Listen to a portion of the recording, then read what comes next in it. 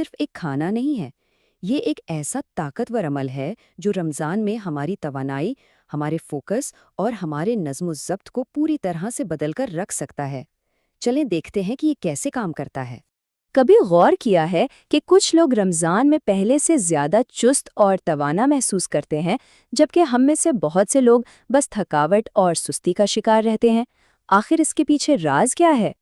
اکثر لوگ یہی سمجھتے ہیں کہ شاید ساری بات بھوک اور پیاس کی ہے، لیکن نہیں، اصل کہانی کچھ اور ہی ہے۔ اصل راز کھانے کی مقدار میں نہیں، بلکہ اس کے صحیح وقت میں چھپا ہے۔ اور یہ سب شروع ہوتا ہے ایک بہت ہی خاص، ایک خفیہ وقت میں، صبح 3:45 بجے کے قریب، ایک ایسا لمحہ جو آپ کے پورے دن کی کامیابی کی بنیاد رکھتا ہے۔ تو چلیں اس خفیہ لمحے کے بارے میں ذرا گہرائی میں بات کرتے ہیں۔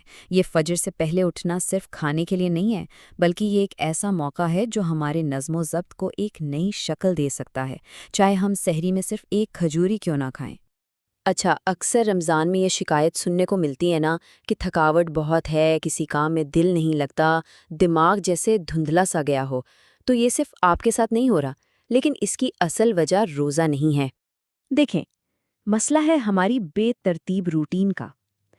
ایک طرف ہے وہ زندگی جہاں رات 1:30 بجے سو رہے ہیں، جب مرضی اٹھیں، اٹھتے ہی فون ہاتھ میں، نتیجہ تھکاوٹ اور ذہنی الجھن۔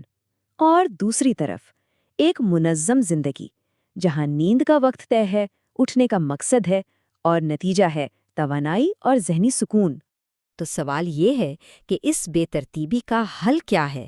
جواب سائنس میں چھپا ہے، اور اس کی شروعات ہوتی ہے ہماری جسم کی اپنی اندرونی گھڑی، یعنی بائیولوجیکل کلاک کو سمجھنے سے۔ ہمارے جسم کے اندر ایک قدرتی گھڑی 24 گھنٹے چل رہی ہوتی ہے، اور فجر سے تھوڑا پہلے ہمارا جسم کورٹیسول نامی ایک ہارمون خارج کرنا شروع کر دیتا ہے۔ یہ ہمیں جگانے کا قدرتی الارم ہے۔ سائنسدان اسے کہتے ہیں پری فرنٹل پاور ونڈو۔ آسان لفظوں میں یہ وہ وقت ہے جب باہر کا شور کم ہوتا ہے اور ہمارا دماغ اپنی بہترین، سب سے تیز حالت میں ہوتا ہے۔ اور رمضان تو جیسے ہمیں زبردستی اس سنہری موقع سے فائدہ اٹھانے کا موقع فراہم کرتا ہے۔ اور سب سے دلچسپ بات یہ ہے کہ جس چیز کو سائنس آج دریافت کر رہی ہے، ہماری روحانی تعلیمات اس کی اہمیت پر صدیوں سے زور دیتی آ رہی ہیں۔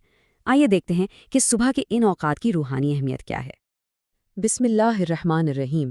اقم الصلاۃ لدلوک الشمس الی غسق اللیل وقرآن الفجر ان قرآن الفجر کان مشہودا، یعنی فجر کے وقت کی تلاوت کی گواہی دی جاتی ہے، فرشتے بھی حاضر ہوتے ہیں۔ یہ کتنا خاص، کتنا مقدس وقت ہے۔ بسم اللہ الرحمن الرحیم۔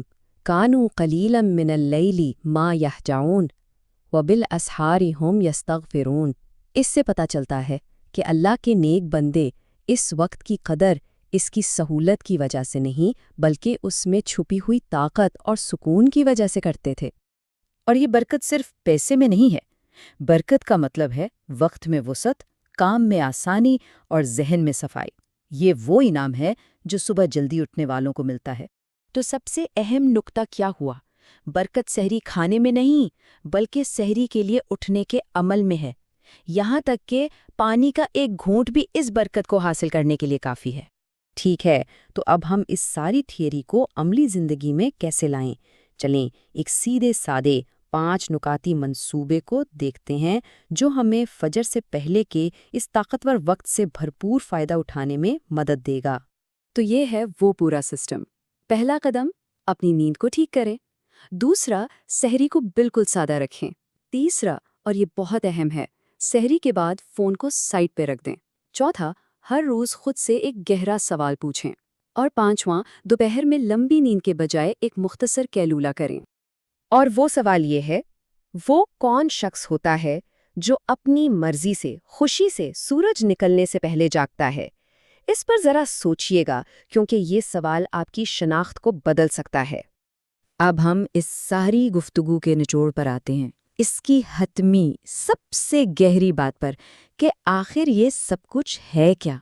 جو اپنی صبح کو قابو کرے کا ہے، وہ اپنے مہینے کو قابو کر لیتا ہے۔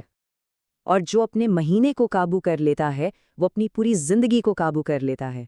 تو یاد رکھیے، سحری صرف کھانا نہیں ہے، یہ نظم و ضبط کی روزانہ کی ایک مشق ہے۔ تو اس رمضان اپنی زندگی کو ایک نئی ترتیب دیں،